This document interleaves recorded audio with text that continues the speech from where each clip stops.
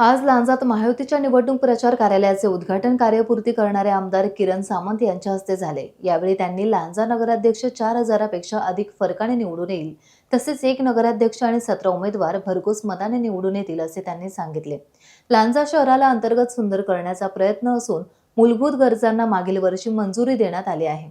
महायुतीच्या माध्यमातून छत्रपती शिवाजी महाराज पुतळा उद्यान, अग्निशमन दल, ऐतिहासिक तळी सुशोभीकरण, प्रशासकीय कार्यालयांचे एकत्रीकरण, विविध चौक डेव्हलपमेंट, नगरपंचायतीची सुसज्ज इमारत, कुबे गणपती मंदिर परिसर करणार असल्याचं त्यांनी सांगितले। आता लांजा असेल, राजापूर असेल, या दोन्ही नगरपंचायत आणि नगर परिषदेची निवडणूकची धामधूम सुरू आहे। आज आम्ही आमच्या लांजा नगरपंचायतच्या महायुतीच्या माध्यमातून पक्ष कार्यालयाचं उद्घाटन केलं। मला या ठिकाणी पूर्ण खात्री आहे की महायुतीच्या माध्यमातून माननीय देवेंद्रजी फडणवीस साहेब असतील, माननीय उपमुख्यमंत्री एकनाथ शिंदे साहेब, माननीय उपमुख्यमंत्री अजितदादा पवार, खासदार नारायण राणे साहेब, माननीय रवींद्रजी चव्हाण साहेब आणि रत्नागिरी जिल्ह्याचे पालकमंत्री उदय सामंत यांच्या माध्यमातून आम्ही जे महायुतीचं या ठिकाणी जे पॅनल तयार केलं, जे 17 उमेदवार नगरसेवक म्हणून आहेत आणि एक नगराध्यक्षपदाचा उमेदवार आहे, हे सर्वच्या सर्व उमेदवार निवडून येतील याची मला पूर्ण खात्री। आणि महायुतीच्या माध्यमातून आमची प्रचार यंत्रणा देखील योग्य रीतीने चालते। मला रांजावासियांवरती पूर्ण अभिमान आहे आणि मला सांगायला या ठिकाणी आनंद होतो की मला महायुतीने गेल्या विधानसभेमध्ये सुमारे 2,000 लांजा नगरपंचायत क्षेत्रामध्ये सुमारे 2,000 मताचं मताधिक्य दिलं होतं। आणि त्याच्यानंतर जे राजन साळवी साहेब होते, अविनाश लाड साहेब होते, यांनी देखील ह्या आमच्या पक्षामध्ये प्रवेश केला आणि त्यामुळे महायुतीची ताकद अधिक वाढली। त्याच्यामुळे आमच्या ह्या नगराध्यक्षाच्या उमेदवाराचं मताधिक्य सुमारे 4,000पेक्षा अधिक असेल ही मला पूर्ण खात्री। आणि 17च्या 17 उमेदवार हे फार मोठ्या मताधिकाऱ्याने निवडून येतील ही मला पूर्ण खात्री। माननीय मुख्यमंत्री फडणवीस साहेब असतील, नगरविकास मंत्री, उपमुख्यमंत्री आमचे शिवसेनेचे नेते एकनाथ शिंदे साहेब असतील आणि खासदार पालकमंत्री उदय सामंत, अर्थमंत्री अजितदादा पवार यांच्या माध्यमातून लांजा शहर हे अत्यंत सुंदर बनवण्याकरता आम्ही प्रयत्नरत आहोत। तसंच या ठिकाणी लांजा शहराचा पूर्णपणे रोडमॅप तयार आहे। या ठिकाणी ज्या मूलभूत गरजा आहेत, ह्या बऱ्याचशा मूलभूत रस्ता असेल, पाणी असेल, ह्या गरजा आपण मागील वर्षामध्येच याला मंजुरी दिली असून त्याची कामं देखील सुरू झालेली आहे। हे आपण ठरवलेला जो वचननामा आहे, त्या वचननाम्यामध्ये आपण म्हटलं आहे की लांजा शहरामध्ये किंवा लांजाच्या मध्यवर्ती भागामध्ये शिवाजी महाराजांचा पुतळा जो लोकांना अपेक्षित होता, तो शिवाजी महाराजांचा पुतळा देखील उभारण्याचं काम आपण लवकरात लवकर हाती घेणार आहोत। लांजा शहरामध्ये गार्डनची कमतरता आहे किंवा अभाव आहे, ही गार्डन देखील आपण बनवण्याचं काम घेणार आहोत। नमो उद्यान म्हणून आपल्याला लांजा शहराकरता 1 कोटी रुपये मंजूर झाले आहेत आणि ते देखील काम लवकरात लवकर हाती घेण्यात येणार आहे। महायुतीच्या सरकारमार्फत गेल्या वर्षी या ठिकाणी ऑडिटोरियमला पैसे मंजूर झालेले होते, परंतु जागेअभावी आपण ते ऑडिटोरियम बांधू शकलेलो नाही। परंतु जागा दुग्ध विकास खात्याकडून आपल्याकडे घेण्याकरता आम्ही प्रयत्नशील आहोत आणि त्याला देखील लवकरात लवकर आपल्याला यश येईल।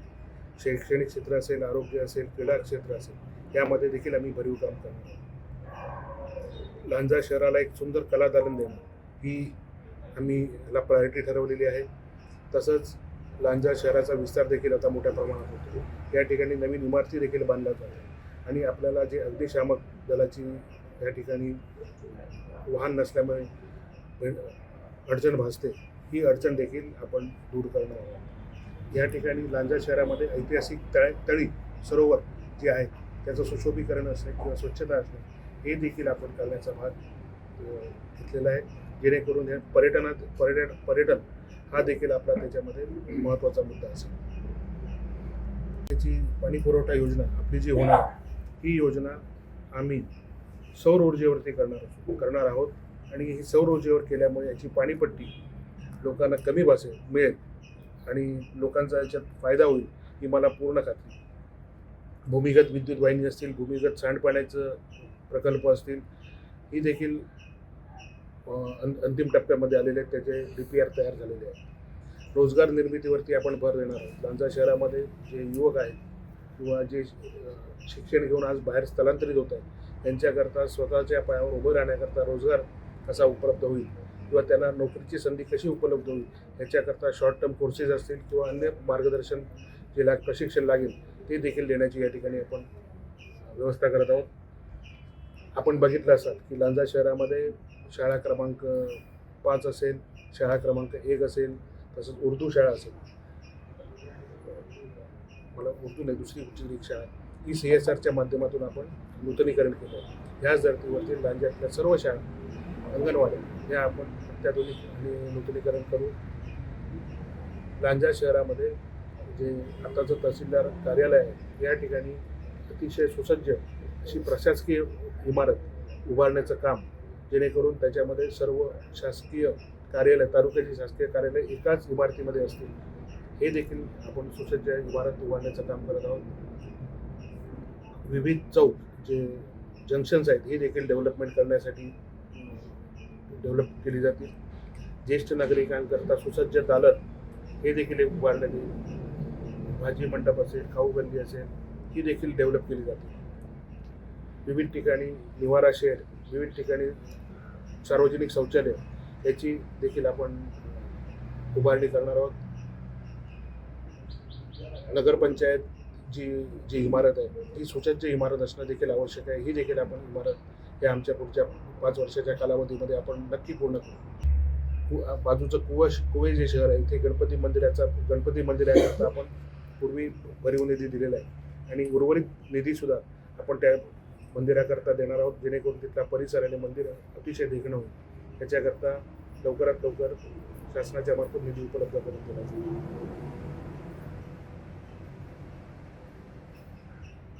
कुवे शहरामध्ये काही इन्फ्रास्ट्रक्चरची कामं बाकी आहेत, जेणेकरून ब्रिज असतील किंवा तिथले छोटे मोठे रस्ते जे अंतर्गत करणं बाकी आहे हे करण्याचं काम देखील आपण लवकरात लवकर हाती घेऊ.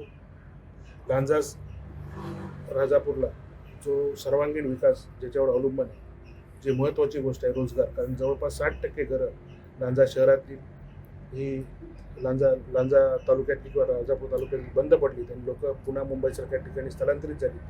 ही भविष्यात स्थलांतरित होऊ नये किंवा जेणेकरून जे पुन्हा मुंबईसारख्या ठिकाणी गेलेत त्यांना परत येण्याकरता आवश्यक असणारे उद्योग माननीय मुख्यमंत्री फडणवीस साहेब, उद्योगमंत्री उदय सामंत साहेब, नारायण राणे साहेब यांच्या माध्यमातून आपण लवकरात लवकर इथे उभारू ही या ठिकाणी मी आपणास खात्री देतो. लांजाकरता फार भरीव निधी महायुतीच्या माध्यमातून मिळाला. आपल्याकडची बरीचशी विकास कामं ही पूर्णत्वास गेलेली आहे आणि बरीचशी विकास कामं चालू देखील आहे. याची आपल्याला पूर्ण कल्पना, याचा जाहीरनामा आपण उद्याच प्रसिद्ध करत आहोत. तसंच मी या आपल्या निमित्ताने आवाहन देखील करतो की लांजा कुवे नगरपालिकेच्या सुजाण नागरिकांना आवाहन करतो की आपण कोणत्याही खोट्या गोष्टीवरती विश्वास ठेवून कोणालाही मतदान करू नये. कारण लोकांची पद्धत अशी झाली आहे की खोटं बोलायचं आणि लोकांच्या मनावरती राज्य करायचं. परंतु DPचा जर विषय आपण घेतला तर मी पहिल्या दिवसापासून सांगत होतो की DPमध्ये आपल्याला ज्या सुधारणा आवश्यक आहेत त्या सुधारणा केल्या जातील आणि ज्या सुधारणा आवश्यक होत्या त्या सुधारणा त्या DPमध्ये केलेल्या आहेत. जे अनावश्यक रस्ते होते 9 मीटरपेक्षा जास्त रस्ते हे वगळण्यात आलेले आहेत. तसंच NDZ नो डेव्हलपमेंट झोन हा पूर्ण लांजा कुवे शहरावरचा काढून टाकण्यात आलेला आहे आणि ज्या वैयक्तिक अडचणी होत्या ह्या 100% वैयक्तिक अडचणी त्या दूर झाल्या. ही त्रुटी जी होती ही त्रुटी त्या ज्याने DP प्लॅन बनवला त्याची होती, त्याच्यामुळे ही त्रुटी दूर केलेली आणि हा अतिशय सुंदर आणि सगळ्यांना आवडेल असा DP प्लॅन हा आपल्याला दिला जाईल आणि त्याच्यातूनच समजा एखादी कुठे नजर चुकीने जरी चूक राहिली असेल ती देखील दुरुस्त करण्याचा या ठिकाणी मी आपणास शब्द देतो. आमच्या पक्षाकडून 3 ते 4 ठिकाणी बंडखोरी झालेली आहे आणि ते बंडखोरांवरती कारवाई ही लवकरात लवकर करण्यात येईल आणि अन्य कोणी समजा बंडखोरी केलेली असेल किंवा अपक्ष उमेदवार राहिलेले असेल त्याचा ह्या महायुतीवरती काही परिणाम पडत नाही. मी तुम्हाला मगाशी देखील सांगितलं की आमचा नगराध्यक्षाचा उमेदवार 4000पेक्षा जास्त मतं घेऊन अधिकची मतं घेऊन निवडून येईल याची मला पूर्ण खात्री आहे. आणि आम्ही जी विकास कामं केली आणि विकास कामं करणार आहोत याच्यावरती आम्ही ही निवडणूक जिंकणार आहोत. आम्ही खोटं करून ही निवडणूक जिंकणार नाही.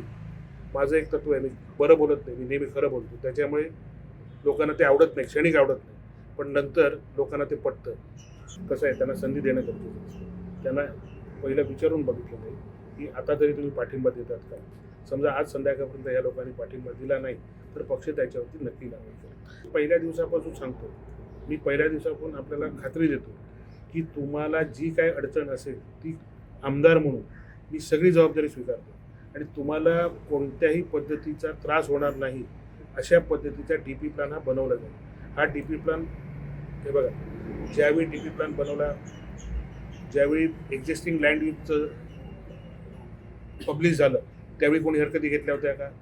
त्यावेळी कोणी हरकती घेतल्या नाही. नंतर ज्यावेळी फायनल पब्लिश झाला, प्रपोज लँड यूज पब्लिश झाला, त्यावेळी त्याच्यावरती हरकती घेतल्या. त्या हरकतीमध्ये नक्कीच तथ्य होतं आणि त्या हरकती सर्वच्या सर्व दूर केल्या त्याची मला पूर्ण खात्री आहे. म्हणजे याचा परिणाम कोणत्याही निवडणुकीवर 100% होणार. आता काही विरोधक सांगतात विरोधकांनी हा मुद्दा प्रकर्षाने महत्त्वाचा मुद्दा म्हणून त्यांनी प्रचारामध्ये ते राबवत आहेत. विरोधक, हे बघा, मी मगाशी देखील सांगितलं तुम्हाला की विरोधक हे खोट्या पद्धतीने निवडणूक लढवतात. त्यांनी खऱ्या पद्धतीने निवडणूक लढवाय ना. माझ्यासमोर 1 to 1 करावं ना. माझी तयारी आहे, होऊन जाऊ दे, दूध का दूध पाणी का पाणी. त्यांनी समोर येऊन सांगावं. कुठच्याही गोष्टीची समोरासमोर खातरजमा करावी. एक तर मी स्वतः सिव्हिल इंजिनियर आहे, मला ह्यातलं पूर्ण अभ्यास आहे, त्या क्षेत्रामध्येच मी काम करतो. मी कोणीतरी ऐकून कोणीतरी सांगून राजकीय गोष्टीसाठी मी काम करत नाही. आता तुम्ही किती 16 उमेदवार तुम्ही उभे केलेत ना? आपण 17 उमेदवार 17 नगरसेवकाचे नगरसेवक, मग त्यातले 15 शिवसेनेकडून आहेत, हा. एक भारतीय एक जनता पक्षाकडून आणि एक आणि राष्ट्रवादी काँग्रेस पार्टी अजित पवार साहेब. मग तुम्ही किती उमेदवार विजय संपादन करा? मला सर्व. पूर्ण खात्री आहे 17 अधिक 1 नगराध्यक्ष. टाइम्स डिजिटलला लाईक करा, शेअर करा, सबस्क्राईब करा आणि बेल आयकॉन दाबायला विसरू नका. Times digital.